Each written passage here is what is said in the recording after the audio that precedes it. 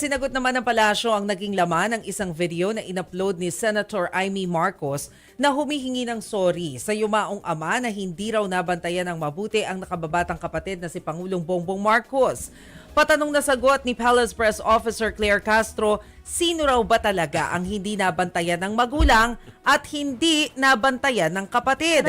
Hindi raw nagmumura, nagme-meltdown sa publiko at nagbabanta ng buhay si PBBM. Banat pa ni Castro, ang paghingi ba ng patawad ay sa hindi pagbabantay o sadyang paninira ng kapatid sa publiko. Tinanong din ni Yuse Castro, sino ba ang nag-asawa na hindi naging faithful? Ay, Kasi si PBBM daw mula ng mag-asawa hanggang ngayon sila pa rin.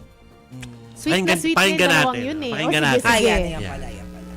Ang dapat ihingi ko ng tawad sa tatay ko, ihingi ko ng tawad na hindi ko nagampanan.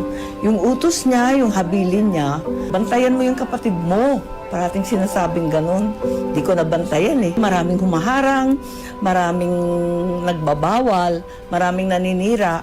Hindi na kami nagkausap ng matagal at hindi ko nababantayan. Unang-una po, ang Pangulo, hindi po ito nagbumura, hindi ito nagme-meltdown, lalo na sa publiko, at hindi po ito nagbabanta sa buhay ni Numan.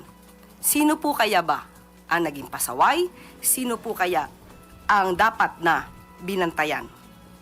Ang paghingi ng patawad, yung pang hindi pagbabantay sa kanyang kapatid, o ang paninira ng kapatid sa publiko.